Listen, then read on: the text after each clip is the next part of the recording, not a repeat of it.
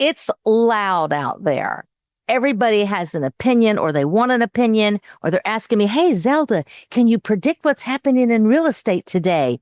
They all say, can you bring my crystal ball? So I've got a crystal ball right off of Amazon. Hey, and I waved my little magic hands over it and I said, what's happening in real estate that everybody needs to know?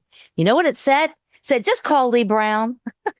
So I did. I called Leigh. Leigh is a phenomenal leader in real estate. I've been following her for years. Let me tell you a little bit about what you have in store today. So I reached out to Leigh. Leigh is a broker. She is a coach. She's a keynote speaker. What I like to say is she's a truth teller because she's not only a truth teller, she's an author. She's written several books and she's got a brand new one out with a great message that we're going to talk about. Yay. If you follow me on Facebook, you know I posted her picture in Times Square with her book on the billboard there. So we're going to hear from her today. She is someone who she cuts through the noise. She leads with honesty. And what I love is humor. She is so humorous. And what is really cool, and you'll hear it in a minute, she's got a Southern accent that puts mine to shame.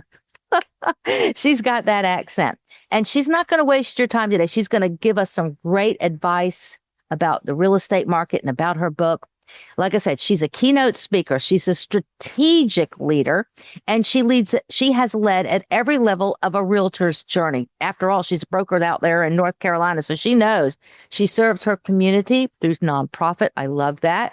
And she's built her reputation for telling bold truths. She delivers her thoughts with humor and heart, and she still wants to challenge us to think bigger, to laugh louder, and to lead with courage. Oh, I love that. So she's the author of her new book. The new book is called Next is Now. Don't you love that? Because it is true. Next is now. So I couldn't be more excited than to say, welcome, Leigh Brown. I'm just super honored to get to see you, Zelda, and thank you for the very kind introduction. I was curious as to what you would come up with because we never know what you're going to say. I asked for a little brief bio so that I can use that, and it was so brief, I said, I can't use this. Like 2 sentences. I said, come on, Leigh is big. So there it is. So I came up with a whole bunch of stuff, which was all accurate. So Leigh, let's just dive right in. So you talk to agents all over the country. You're out there, and when they really want to get honest with you behind the scenes, what are they struggling with right now that the public might not know? It's a general lack of confidence, Zelda, and I think it was happening before these giant class action lawsuits, because if you ask most members of the public, they like their realtor, but the rest of us they think are a bunch of scumbags, and the profession doesn't have a high level of regard or respect. Then when these lawsuits hit and we got that negative judgment in October of 23, it took the knees out of a lot of really good realtors, because if you read any of the articles that were in the New York Times or the Wall Street Journal or anywhere else, and then God forbid you got into that comment thread, which is the worst thing anybody can ever do ever, and you would read all these nasty, terrible things, a lot of really good people were questioning, am I worth anything at all? Because we all know that if you hear 100 comments about yourself and 99 of them are praise and they love you, but one is a nasty, negative person, you're going to get really entirely too focused on that nasty one, forgetting all the good.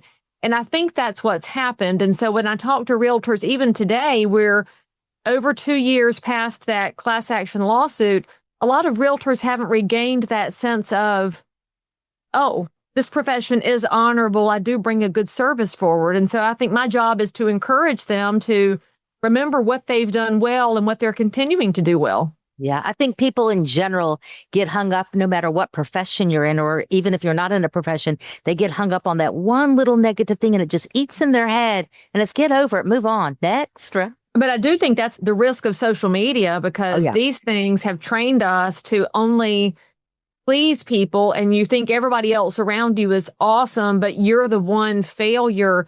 Those feed that, which is why part of the advice I give to any realtor, put this stupid thing in airplane mode and focus and go talk to people face to face and realize that they actually do like human interaction.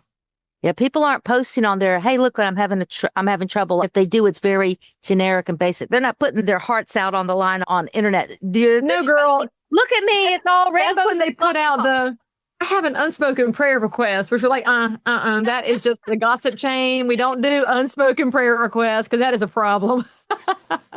Just pray for me. I can't tell you what it is, but just pray for me. I got an issue. What exactly do you want me to ask them to pray for? Exactly. Pray for that person for whatever their problem is. Oh, yeah. So that's so true. So, there's so much noise in our industry. There's a new platform every single day. There's a new guru every other day. So listen to me. Listen to me. I'm the one. I'm the one. Oh, my God, so much noise in AI. So let's talk for a second about AI, because it is not, I study it, I teach it, but it's not just ChatGPT, Claude, Gemini. AI is cloning people now. So what do you see agents getting distracted by that's pulling them away from getting the good results? It's fun to play with a new toy. And in our profession, we have always chased the new shiny object. And it's like you mentioned, there's always a new guru, a new Instagram channel, and get really away from what I just said, which is face-to-face conversations, which, if you're paying attention, is also the way that you can overcome an AI-driven world, is to be more dialed into your relationships, because AI can only replicate a conversation. It can't actually have one and notice the body language and hear the inflection and watch somebody's neck tense up because they're not telling you everything yet. And that's one of the best skills that a good realtor has.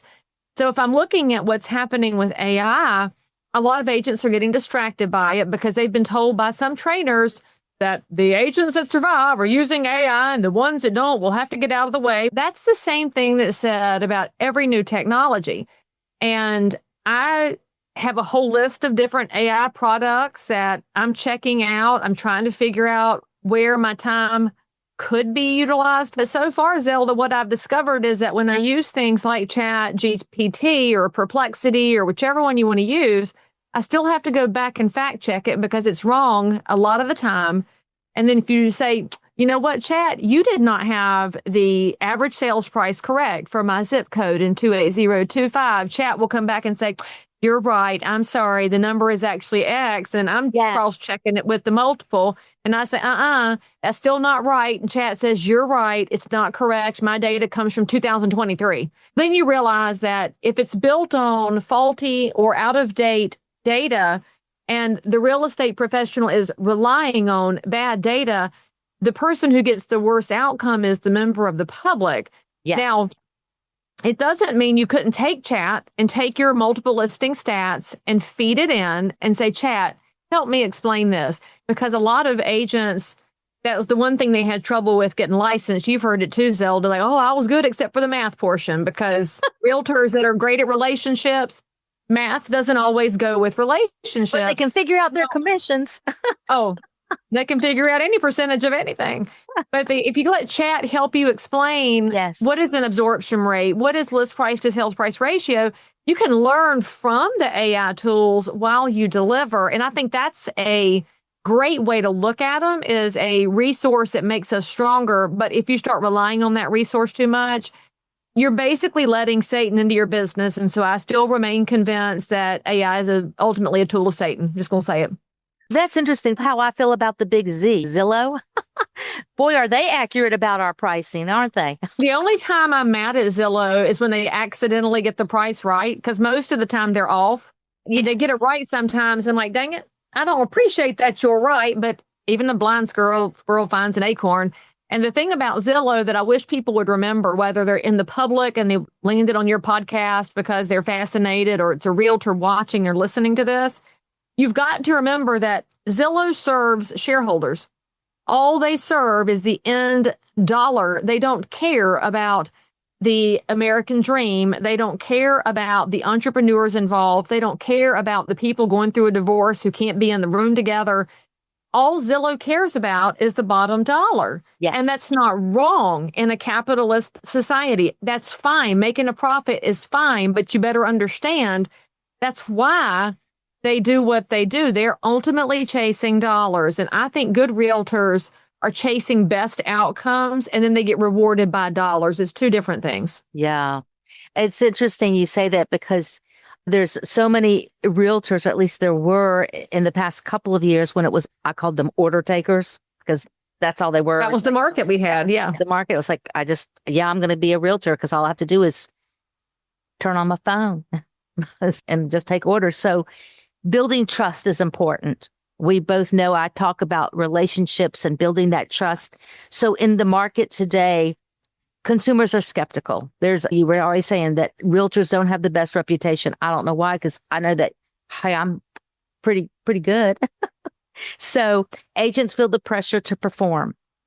What do you feel it takes to earn the public's trust in this industry?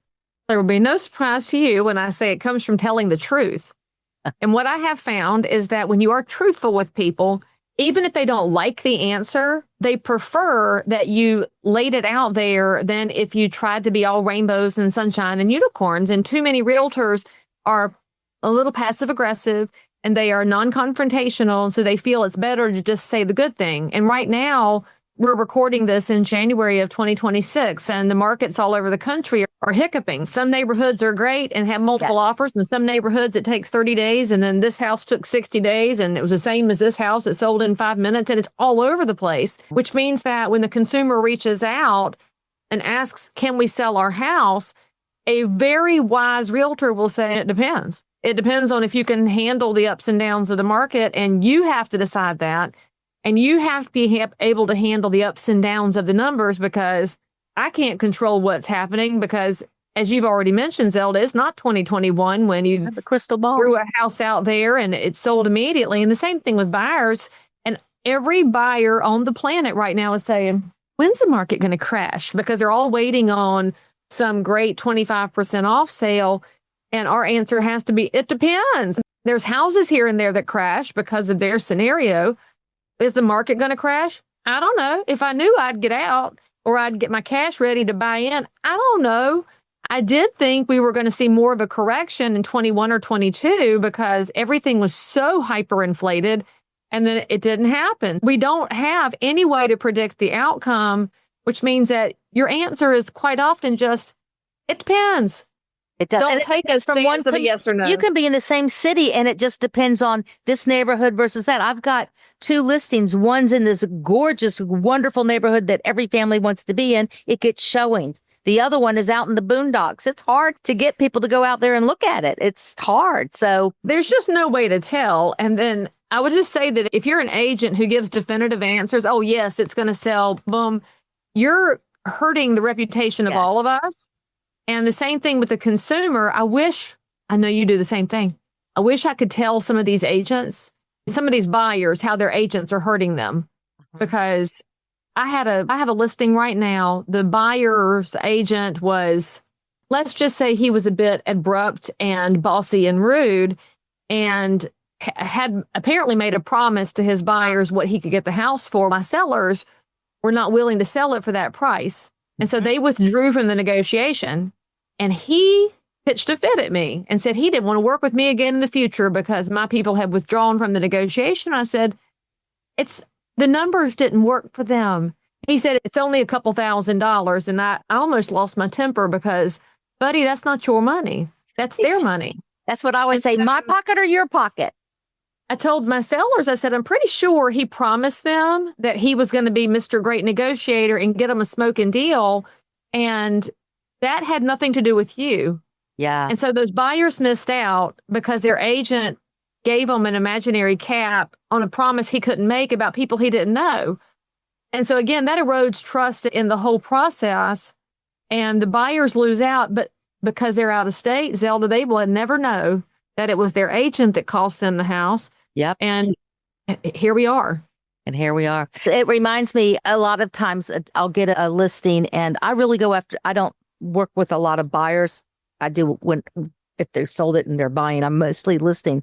But it gets me when I have to educate them when they go, let's just list it at this other price, the higher price, and test the market. I'm like, do you not realize that you're wasting your most valuable, the asset here is we want heads in the house. We want bodies in the house for the first 2 weeks, and testing the market is a bad idea. But give us your take on testing the market. Those are the same people that say it just takes one buyer. Yes. And then they also say, I'm not going to give it away, yes. Which always makes me think about the greatest trainer we ever had in real estate was Howard Brenton, the late, great Howard Brenton, who died, I don't know, over a decade ago now, but he founded Star Power, and he was all about sharing best practices. And what I had learned from Howard at an event at some point was, for that person who says, I'm not going to give it away, if the price in MLS is not $1, then you're not giving it away. The buyer's going to tell you what they'll pay for it, and you can say yes or no, but you're not giving it away. Yes. So to slow down the hyperbole really can help people to think. But for the seller who thinks they can beat the market, what I have to ask is, if you buy stocks and bonds, and almost everybody does through their 401k or their IRA, or they've got some experience with it, okay, great.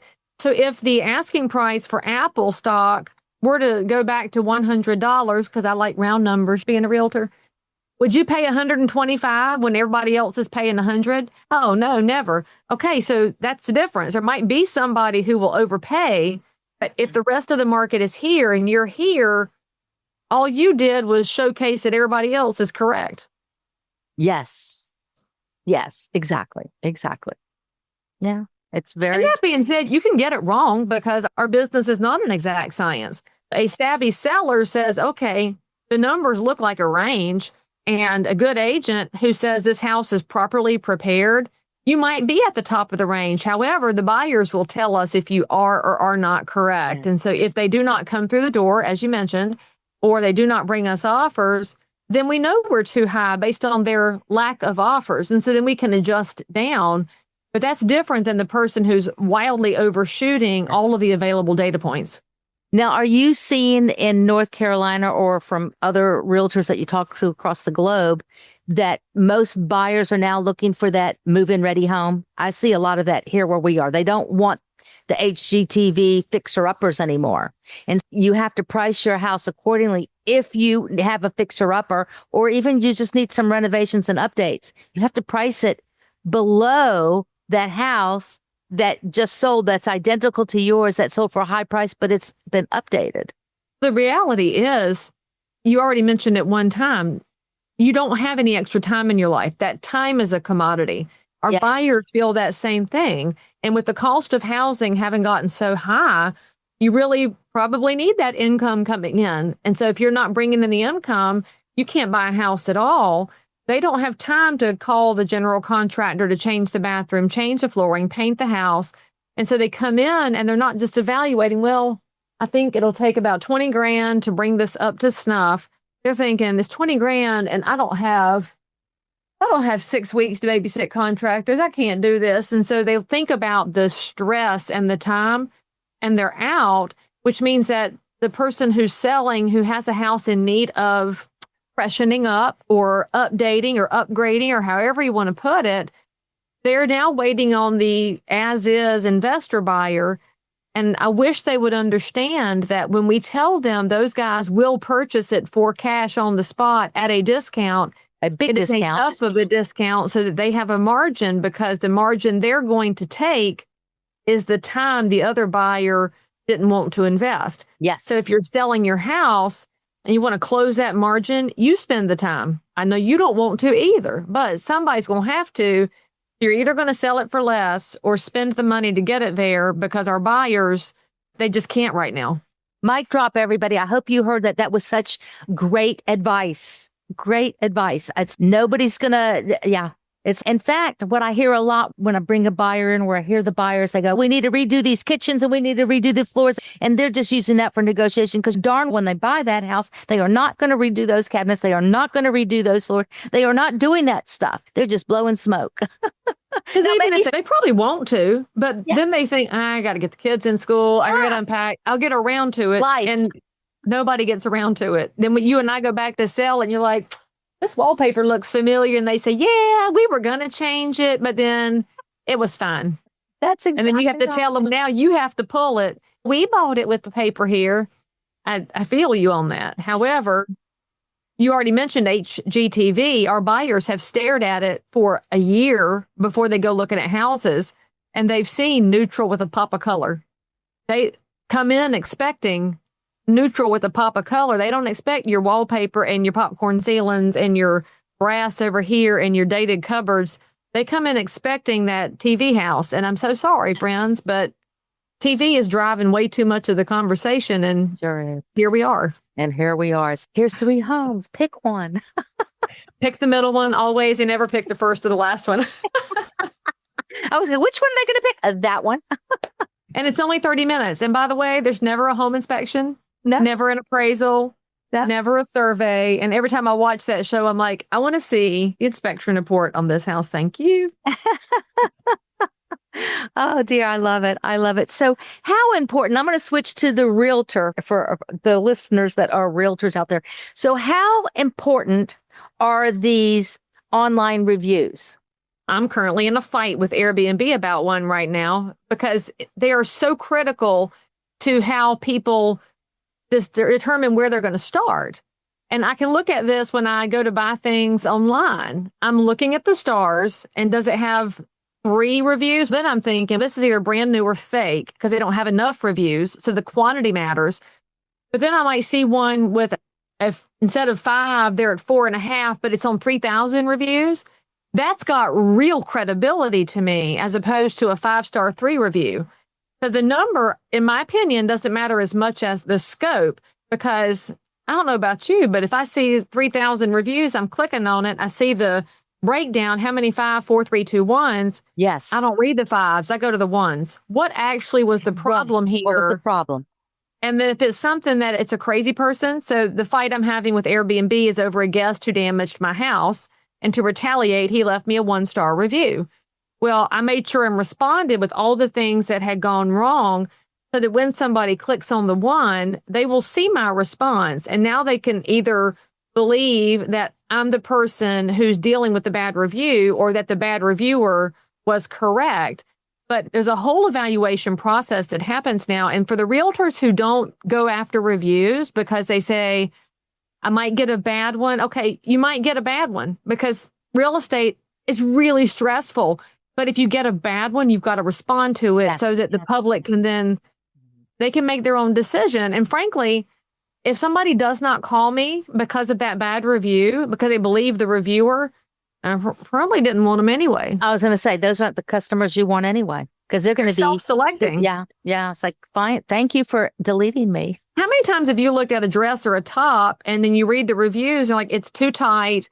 I've got a bra size. It's this one. And it Color was off. Yeah. So I see those details, and I love detailed reviews, by the way, not just this is great, but I wear this size bra and the buttons gap. That to me is real world help and tells me that the reviewer is thoughtful enough to care about somebody else's outcome. Yeah. So their investment of time was not about the product. It was about me, somebody they've never met, being able to make a better decision. And I think that's the other angle of reviews we don't consider is that when you get out of your fear, you start realizing that people like trusting each other. So if you give them something that you entrust them with, I'm entrusting my reputation to my clients, they're entrusting their information to the public. It's a really interesting eco space to think about.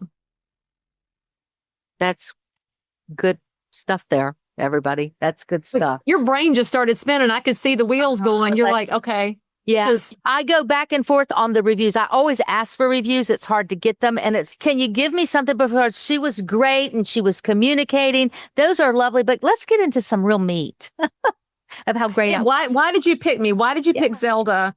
Oh, I picked you because this neighborhood or your time in the business or Bob knows you and Bob said you were great. That's what you want in your review, because then when the invisible member of the public finds it, it's not just Zelda was great, but Zelda was great at communicating by text and she was patient with my wife who has dementia. If you get that kind of detailed review, honey, that's gold. Bar the doors. That's gold. That's gold. That's what you want. That's exactly what you want. So I like it when they tell me, hey, she didn't rush me. She didn't try. I'm not out for the dollar. I'm out for, this is a life change for you. You're going through a life changes and let's make sure it's right. I don't like to waste people's money. In fact, No. I'll turn them down. I had someone recently that wanted to sell their house. It was an inherited house. And when I dug a little deeper, I said, there's money owed on this house. There's a reverse mortgage, blah, blah, blah. And there's a lot of you there. And it was a mess. And I said, you know what? I'm going to be honest with you. The only person who's going to make money on this deal is me. I don't think this is a good deal for you. I'm not the right person to be talking to. So I passed on that deal because I'm not about that. I'm not about making the buck and you just ended up with nothing, but there's no point. It was let it go into foreclosure. There was no point in pursuing it. It wasn't her house. It was an inherited house. So yeah, you have those conversations and you just have to, like you said earlier, you have to be honest with people. Tell them, it's like, you want to test the market? What are you testing it for? Do you want to pay another mortgage payment for another month? Do you want to pay another HOA dues and all of this other stuff? Or do you want to get on with your life? You already know where you want to go. So you know what's crazy too? The minute you tell somebody, I don't think I'm a good fit for this, is often when they're like, but no, you are. I do want to hire you. I know. Because like, you gave them permission because you weren't doing this whole square peg in a round hole or round peg in a square hole, however the phrase goes. Your ability to give them the truth, regardless of the outcome, allows them to come to a better decision. Yeah. It's good stuff. It is. Yeah. I was like, maybe if you're a brand new agent, it's like when you're in business at the beginning, you take everything, but I wasn't going to do that. I've never done that. So looking back, you and I are not new at real estate. Don't you look back at your early years and say, man, I should have said no to this one. I should not have taken this one, because it was never worth it with the people who are impossible to please, or they'll cuss you out, or they don't price it correctly and they won't listen.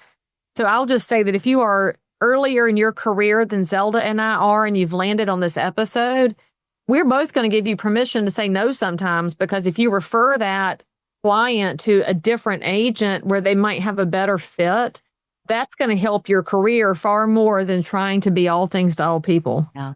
Yeah. In the beginning, I got into the business when it was short sales. Everybody was leaving the industry and I'm going all in. And it was the best decision I ever made. But boy, some of those clients, it was rough. It was rough. That was emotional. Yeah, it was very different. So I want to transition a little bit because you have a book out and agents, buyers, sellers, everybody's waiting. They're saying, I'm going to wait for the market, like we talked about before, until the rates drop, or until I find a new house to move into, or I'm waiting for whatever they're waiting for and the right time. So that brings us to your book. It's called Next is Now. So what's happening in the industry and in your own conversations that you said, this is a message that I really need to bring to the public right now?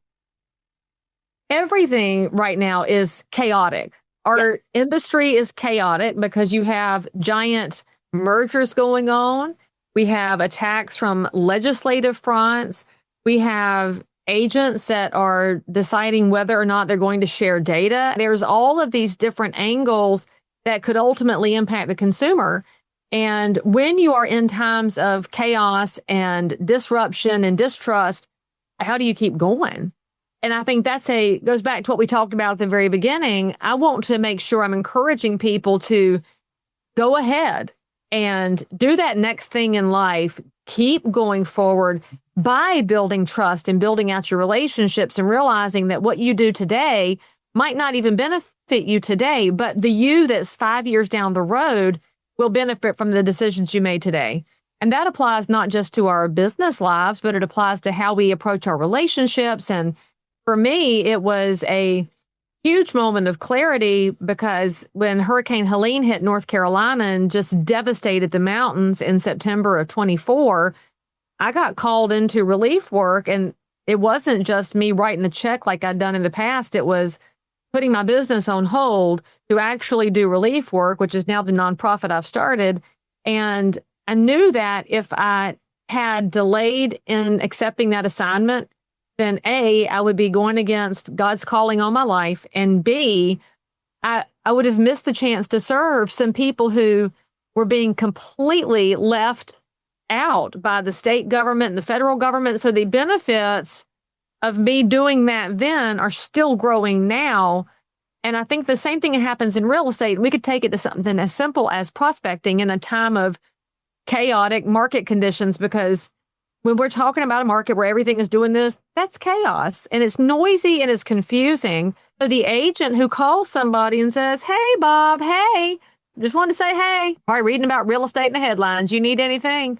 is the lowest key way to tell somebody there is a safe harbor in the storm, and it's the person they know who's local and can be trusted not to lie to them, because they've already learned not to trust the mainstream media and they don't trust the big corporations and the big money and the big companies. But you, the local realtor, you are none of those things. You are their neighbor and their friend, and they see you at the grocery store. So if you call and be proactive, it gives them a higher level of trust. As long as you don't say, "Who do you know that needs to buy or sell?" You can't be gross if you're making these phone calls. You have to be Genuine. very neighborly and genuinely care about their outcome. Well, my whole book is built on how to cast our relationships and build trust so that when things change, we're able to adapt and even thrive. That's good. Tell us a little bit more about the book, especially for those people who maybe they're not in real estate. They have nothing to do with real estate, but I know this book has got to be for everybody. I can tell you this one little story. My sister and I do this all the time. If someone's not nice or something doesn't go our way, something like that, what we do is we look at each other and we laugh and we go, "Next," and we move on. And so when I saw your book, I went, "Yeah, next is right now. We just move on. You just can't lie in that negative space." So tell us a little bit more about the book and how people can get the book. Next is the 4-letter word you can use in polite company. So just make sure you're thinking about that. Yeah. I will say that the hidden story of the book, and if anybody knows me or follows me online, it's not really a secret, but I'm a very faith-led person. I have a biblical worldview. I am tasked to reflect Jesus. And a lot of this book is about specifically how God called me into this nonprofit work out of real estate for a season. And I talk about some of the miracles I've seen in the mountains. And so for anybody who's struggling a bit with how to reconcile your faith life with your business life, if you're struggling to be yourself because the world has told you to fit a mold, the book will speak to you in some ways. In fact, I have been told that it's like having a conversation with me, that it's like your big sister talking to you. And one of my dear friends, Zelda, he texted me and I asked him what he thought, because he said, "I got the book." I said, "Great. What'd you think?" And he said, "I read the first chapter and I had to put it down." And I was like, "I think that hurts my feelings." And he's like, "You're stepping all over my toes." I didn't realize that this was where I am in life, because he's of a medium undisclosed age too. And he said, "I'll pick it up again later, but I'm having to process." And to me, that's the biggest compliment I can be paid Yes. as an author, is that he's able to go to God in prayer and talk about his life and figure out things that are going to have a greater impact beyond just reading it because somebody told you to. So that's really interesting for me. For my previous books, they're obviously more sales focused. This one is a little more kingdom and heart focused. So it's a different approach, and I'm really excited about it. And of course, it's on Amazon. And for everybody who's understanding now that the Southern accent is a get out of jail free card, it is on Audible. And yes, I did narrate my own book because I could not let the AI bots take my book because they do not pronounce anything correctly. So that's available. They don't right say now. y'all. They do, but they use it inaccurately, which I don't know about you, but if I watch an actress or an actor and they're trying to act Southern, they use y'all in every other sentence. And I'm thinking, y'all are using this wrong. And we're going to have a conversation about that. But there's Y'all, and bless your heart. just, if you pick it up and enjoy it, I would actually be so intrigued to hear what it said to you, because I'm fascinated right now by what the Lord's doing with people through words and through a life experience that I've had. So we got to always think about ourselves as not talking to, but being a vessel for something else to come through. And you have to leave something behind. So you're leaving your legacy behind. There you go. You're going to leave something behind, Zelda. So the question is, what are you going to leave behind? Yeah. There you go. That was deep. That was deep, really. Your friend. We're very deep here on this show. The show is about serious stuff. It was. It's about serious connections. And it's like, Serious. yeah. And I did mention how we were connected. We were connected because I was struggling and I didn't know who to reach out to. I didn't have a coach and I'd been following you and I was online and I said, oh, look, she does one-on-one coaching. I'm going to buy some time of Leigh's and have her coach me. And you were just spent an hour with me. I think I only paid for a half hour. I'm a realtor, so telling time is not my strong suit. That's right. You kept it real. You kept it absolutely real. So my question is, how do people, our audiences, you said that the book is available on Amazon. How else can they reach you? Of course, I'm on all the social platforms, but you have to be careful on social because at this point, I've got a lot of imposters out there that are scamming me, which if you are following the wrong account, it's going to try to take you to Telegram and sell you crypto. Let me just let y'all know, I don't know crypto. I don't hang out on Telegram. And so your only response from me is going to be a little heart or a hey or something. But social platforms are fantastic. But of course, you can always go to leighbrown.com, and that's Leigh Brown.com. It's spelled the right way for a girl. That's right. I love that spelling of Leigh. I love it. The other way is for blue jeans. And so I like to remind people that I am not a pair of blue jeans. That is entirely different. I don't own a pair. At all? There's one that's been hanging in the closet forever. No, I don't wear jeans. Really? Why? I don't like them on me. Girl, you got to go check out the ones they have at White House Black Market. They are made for women of a certain age, and they help a woman of a certain age with the rear view, which is sometimes trying to escape the camera lens. They have the best jeans. I recommend you go try some. I'll check them out. I was like, I don't own a pair of jeans. I had a guest once. She was a consultant on dressing for success. And when I told her I had no, she was, girl, everybody needs one pair of good jeans. I'm like, I don't have any. All right, so go to the outlet and try them on, because why would you pay full price if you can get them at the outlet? Guess I'll be doing that this weekend. So my last question is a signature question that I ask every single guest because we're called Success Through Connections. So, and for my audience, she has no clue what this is. She has no clue. And I have no crystal ball because she has no crystal ball. Okay. We don't need them. So here's the question is, has there ever been an opportunity that presented itself to you because of a connection that you had? Can you share that story?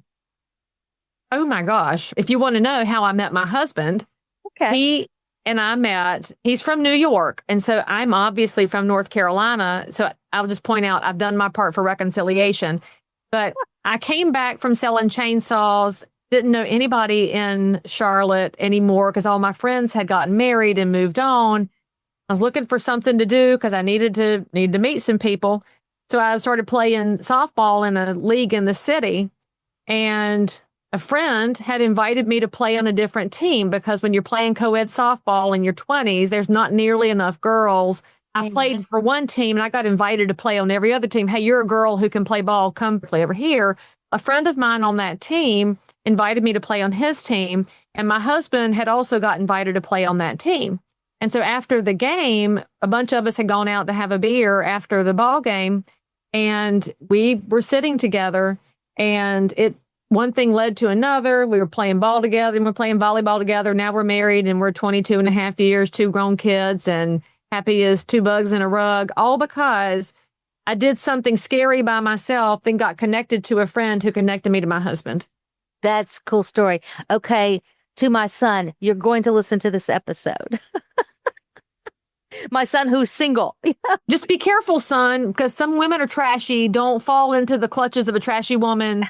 Make sure she's quality. Check out her parents, and that will tell you everything you need to know. Tell them the apple doesn't fall far from the tree. Yes, you marry the in-laws just like you marry in the one you love. So just be thoughtful, people. That is so great. That is our show for today, everyone. This has been a joy talking to you, Leigh. I hope you've enjoyed it too, and that you'll hit that subscribe button. I think it's down there on the right somewhere. I'm not sure, but wherever it is, just hit subscribe. And remember that in today's world, connections are your currency. Connections are your power move. And that I am your host, Zelda Greenberg. And I'll see you next week at a new episode of Success Through Connections.